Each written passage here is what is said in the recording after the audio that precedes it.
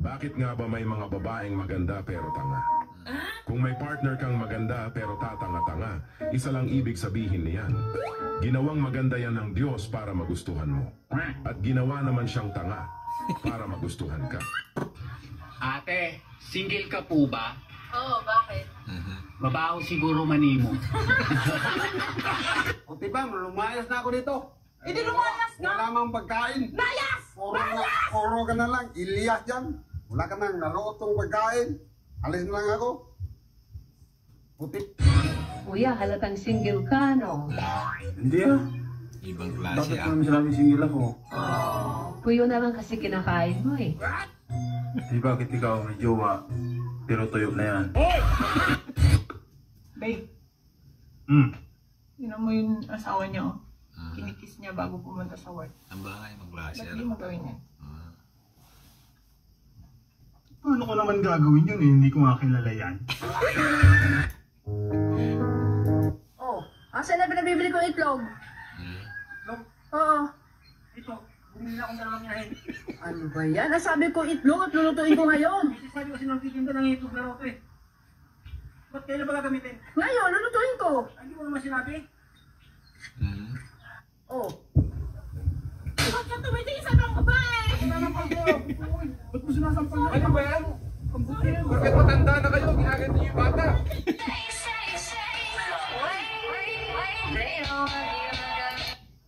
Mahilig kang manood ng video.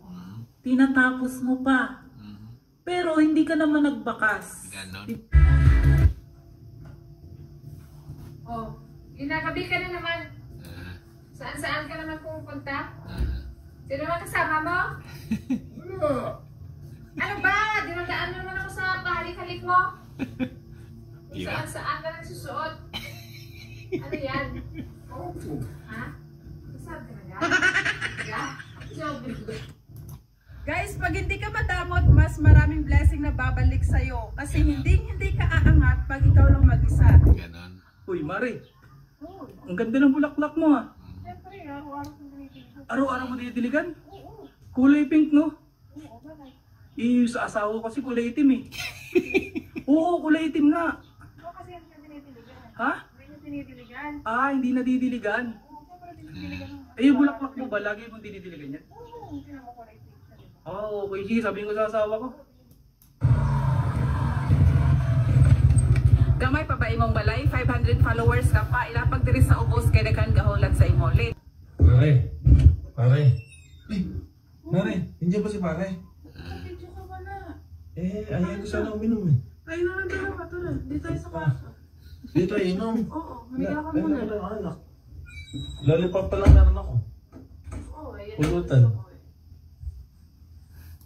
Ay, ma'am. Ay, kuya. Bibigay na sana ako ng pahit sa sa upa. Makakahid ka na. Mabahid na ako. Eh, kuya. Baka natataasan ka sa upa. Oo nga, ma'am. Natataasan na ako sa upa, ma'am, kasi wala pa kasi akong trabaho ngayon. Gusto mo ba? Ibaba natin. Ayon sa iyong obserbasyon, sino nga ba talaga ang mas matalino? Ang mga babae o ang mga lalaki? Lalaki. Bakit? Kasi, dalawa ang ulo.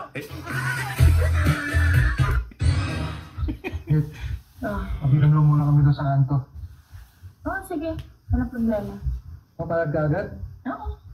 Bakit yung iba asawa, ang hirap na hirap magpaalam sa mga asawa na, ikaw, payag ka agad? Alam mo ba kung bakit? O bakit? Kasi yung mga asawa nila, macho at guwapo. Anak ka ng Grabe pag tinrabaho na ako sa Pilipinas, no? Ilang taon, sobra. Mga siguro sabihin natin, mga more than 10 years. Hindi ako nakabili ng sasakyan. Ganon. Dito sa Australia kasi, pagdating ko dito, bumili na kaagad ako. Kasi Wow. una ko yung yabang. Tay, pabili nga, te. Ayan yan. Te, may tinda ka pa na na hand lotion? Ay, wala akong ganun tinday. Ganun ba, te? Kasi yung kamay ko sobrang gaspang. Nahihiya na ako sa mga kaibigan ko pag nahahawakan nila yung kamay ko. Ganon. Ay, ganun ba? May bibigay na lang ako sa yung tea para lumambot at gumanday ang kamay mo. Talaga, te? Sana maganda yung tip sa akin ni ate. O, ito. Ano yan, te? Asin? Oo, asin. Paano gagawin din, te? Gagawin mo dito, kumuha ka ng 1 kutsarang asin. Pagkatapos doon, medyo basahin mo siya, tapos i-massage mo siya sa kamay mo. Huwag mo masyadong ibababad na, siguro mga 1 minuto o 2 minuto lang. Pagkatapos doon, makikita mo yung resulta, ang lambot ng kamay mo. Tapos no, pagkatapos mo siyang hugasan, syempre punasan mo ng malinis sa basahan o kaya kahit anong pamunas. Pagkatapos noon, lagyan mo siya ng lotion o kaya petroleum jelly, isa-isa pagpapalambot ng kamay yun. Araw-araw mong gawin yung magugulat ka sa magiging resulta. Oh. Hindi mo. Inumin mo na yan ngayon. Naiinis na ako sa'yo ha. 2 buwan na walang ano ha. Hindi mo na ako inaano. Kailangan pa yan. Kailangan balik mo. Ano na, parang sulit. Gandang Guys, para lalo tayo mapansin na ako, tapusin muna natin ang video bago tayo mag-react at mag-iwan ng bakas. Boss, alam mo ba dito kung saan yung Paradise Resort? Paradise Resort? Oo. Hindi ko alam yun. Boss, hindi namin makita. Sabihin nila, dito lang daw yun eh. Hindi ko nga alam yun eh. Ay, ito na pala eh. Ba't di mo ginsabi agad? Ayan? Oo. Kenneth, Bowie, sa susunod nga, isa-isim yung pag-uugali mo ha. Lalayasan talaga kita. Hindi lumayas ka. Walang pumipigil sa'yo. Ganun. Wala na magluluto ng pagkain sa'yo. Magpapadeliver ako. Wala na maglalaba. Magpapalaundry ako. Itong bahay. Wala na maglilinis ito. Ano ka lang sa akin, di marunong maglinis? Wala ka ng puging asawa. Sorry na. Habang naglalakad si ate tag sa cellphone, bigla na lang kinuha nung mama yung bag niya. Tulong, tulong, tulong! Narinig siya nung mama doon sa may kotse. Ginawa ni kuya, naglagay siya ng pera sa kalye hanggang sa may kotse niya. Ayun, nakita nung kumuha ng bag. Pinulot niya. Isa-isa, hindi niya alam, patibong ni kuya yan. Ayan, hanggang sa umabot na siya sa likod ng kotse. Bigla siyang tinulak ni kuya. Habang alam niyo, parang gusto ko na lang ding maging bigas. Bukod sa mahal na, kinakain pa. Uy, Mari! Uy, ano ginagawa mo dyan? Gabi na! Eh, wala nang dadaan dyan. Alas 2 ng madaling araw na. Dali na, sumabay ka sa akin. O wala no, nakamotor na lang dumadaan dyan, oh. Ha? Ano? San kita dadalhin? Hindi! Tara na, sumabay ka na! Gail, may challenge ako sa'yo, Gail. Kapag nahulaan mo, may 500 pesos ka. Game? Game. Kailangan lawayan at dilaan para tumigas at mabilis pumasok. Bilis talaga nito pagsakay na, no? Ang bilis mo talaga sa pagsakay na, no? Sabi ko na, bebempangin mo lang ako eh. Kung ano natapos? Elementary lang sana. Oh, sige, pasok na! Huwag ka nang uupo! Kung ano natapos? Elementary lang ako. Oh, elementary! Pasok na! Oh. Ano tapos mo? Pasensya na kayo, sir. Wala akong tapos, sir, eh. Dahil bobo ako, sir. Yan! Dahil sa bobo ka, hula ka na! Oh, Mari. Matutulog na ako, ano ba eh? Naiwan ko yung ano. Alin ba naiwan? Ako, nasaan? Bravo, ay, nandiyan na. Mawalay ko na asawa ko, dala mo. Sinabit ko dyan sa ano. Eto ba? Oo. Ayun. Eh? Ba't sinabit mo dito eh? Baka makita ng asawa ko ito mag-uwi. Eh, mamaya pa naman yun eh. Pare, kanina nung umuwi ako eh, Oh. nagsuka-suka ako, na-acid ako. Bakit? Hindi ko alam. Nakakain ko sa Nakakain mo ng ano yan. ng acid oh. Ng hotdog yan. Dok, magkano po magpatuli? Depende. Pag sa lalaki, 2,500. Pag sa bakla naman, 18,000. Ha? Ang laki naman yata ng diferensya, Dok. Siyempre, pag bakla kasi, kasama ang itlog. Ito ang magandang idea. Kapag nagkaroon ng butas yung ating pader, kuha lang tayo ng kahoy, lagyan natin sa likod, tapos gumamit tayo ng packaging tape. Tignan nyo po oh. Tapos guhitan natin yung pinakasaktong butas ng pentel pen. Kuha tayo ng pantapal, ikat natin sa saktong pinakasukat ng butas, tapos itapal natin. Tingnan nyo po oh, Ang lupit ng idea na to, parang hindi nagkaroon ng butas yung pader. Ganon. Panoorin na rin po kayo sa babaeng. Lahat hinalikan. Yung lalaki hindi nagpalit. Doon umalik sa girlfriend ng lalaki. Pero ayan guys, yung ginawa nila ako. Oh, ba't nilalak mo yan? Ka nang magtanong, alam mo na yon. Ano ba naman yan? Uy!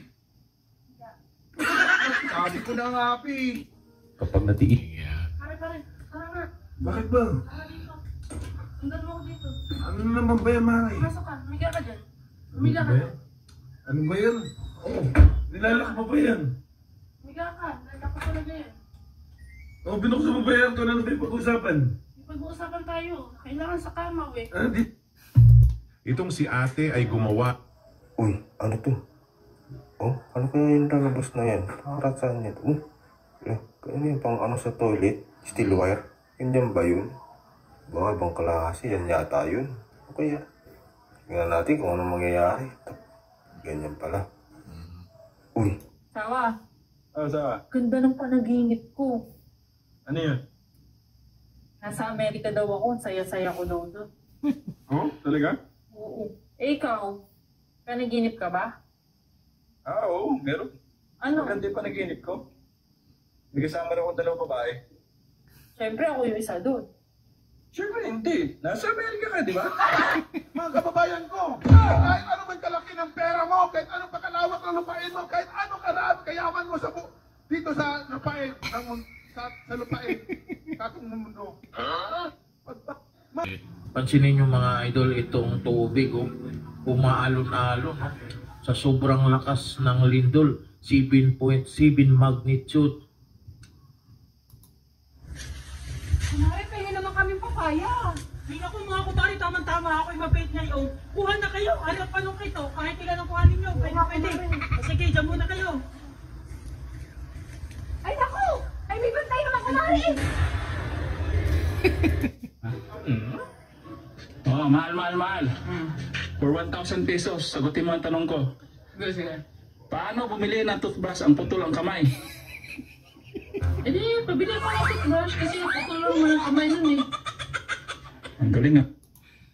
Alright, mga kaibigan, puputulin ko na ang aking pag-reaction. Okay, ito lang ay reaction video sa Spanish video ng mga Pinoy. Alright, hanggang dito na lang at subscribe my channel. Don't forget, comment. Bye.